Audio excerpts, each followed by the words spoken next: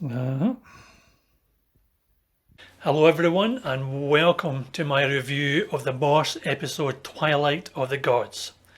This was first broadcast in 1993 and it was the last episode of the last series. The next 5 episodes were all one-off specials and they were broadcast between 1995 and the year 2000. This is a good episode, but it's one episode that has never made my top 10 favourite Morse episodes. There's a few reasons for that, but there is one particular reason, and it's one that makes me cringe every time I watch it. But we'll come back to that later in the review. Let's start with some of the positives.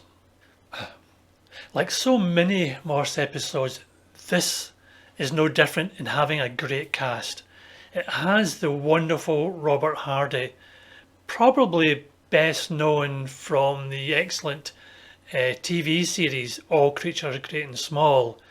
He plays a Robert Maxwell-like character, Andrew Baden, and Robert Hardy plays it with such gusto and chewing of scenery. I'm surprised there's anything left of the Oxford colleges.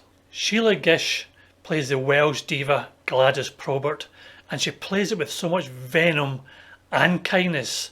There's the beauty of her voice, but then there's the ugliness of her temper, especially towards her sister and some of her staff as well. Her character actually personifies what Morse says to Adele in the episode Death Is Now My Neighbour when they're discussing Wagner.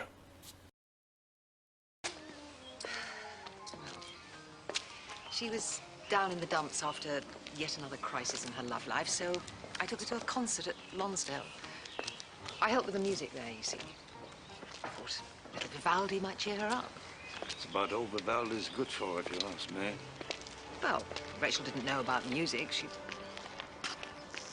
I don't know, policeman, but... I'm a Wagner man myself. Oh, well, Wagner. Now, that is music. Even he was a horrible man. Beauty and ugliness. I meet those in my profession every day. But the person who steals the show for me is John Gielgud, who plays Lord Hinksey. He delivers each line as if he's quoting some Shakespearean character. Lord Hinksey has reached that time of his life when he says what's on his mind and to hell with the consequences. Me personally, I cannot wait till I reach that time of my life. Things that we see in this episode that we don't or rarely see in other Morse episodes is Morse smiling, being jovial, upbeat, and seemingly at peace with the world. Normally, as we know him, he's always down. Down? I'm never down, Lewis.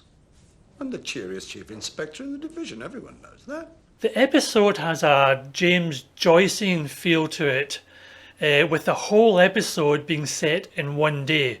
That is apart from the beginning of the episode when we see the diva giving some lessons to the younger singer. With the episode being set during one day in Oxford, it does help to give Twilight of the Gods a sense of purpose and immediacy.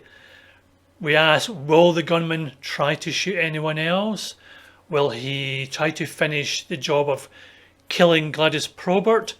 Or if his target was someone else, would he try and shoot them as well?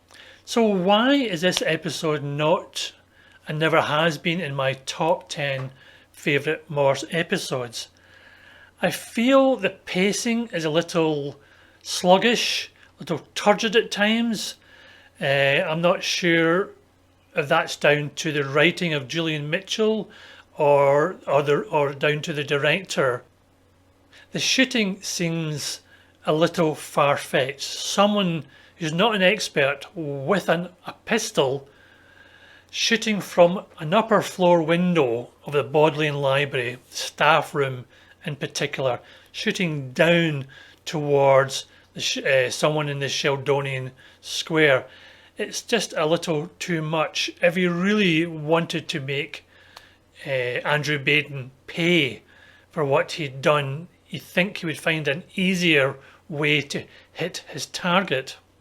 The shooter must have known it was very risky for him to take that shot from the staff room of the Bodleian Library. He had to make sure that he got into the back stairs of the Bodleian Library where the staff room is, and he had to do that without anyone seeing him.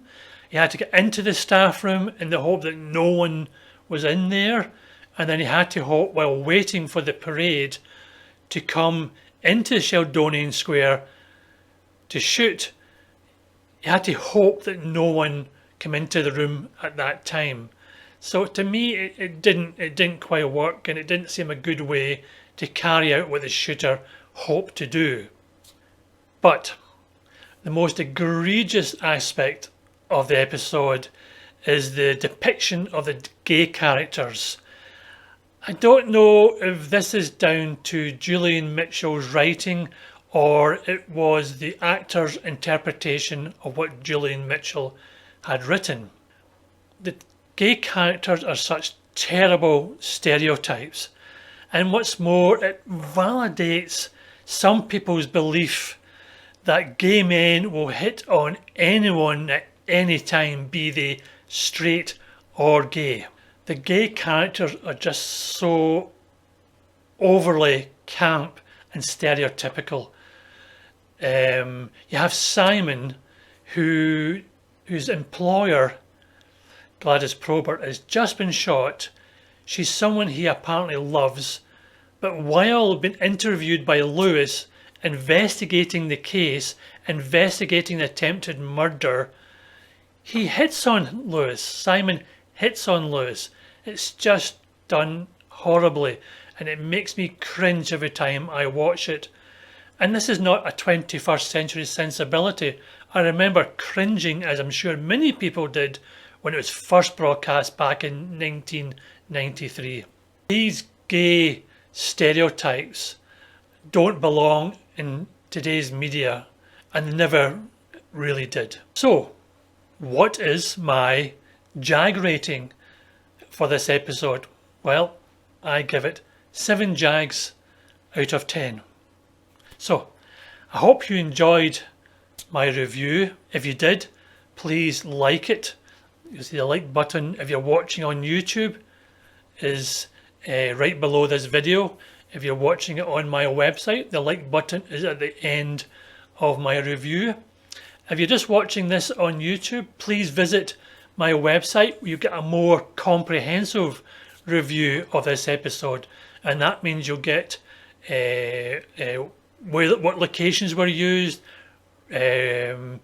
literary references, the music used, etc, etc. So please come to my website. Again, details are in the information box below this video on YouTube. So please, as well, if you get a chance, is to subscribe to my website and to my YouTube channel. So until next time, thank you so much for watching. Take care, and I'll see you again soon. Thank you and bye.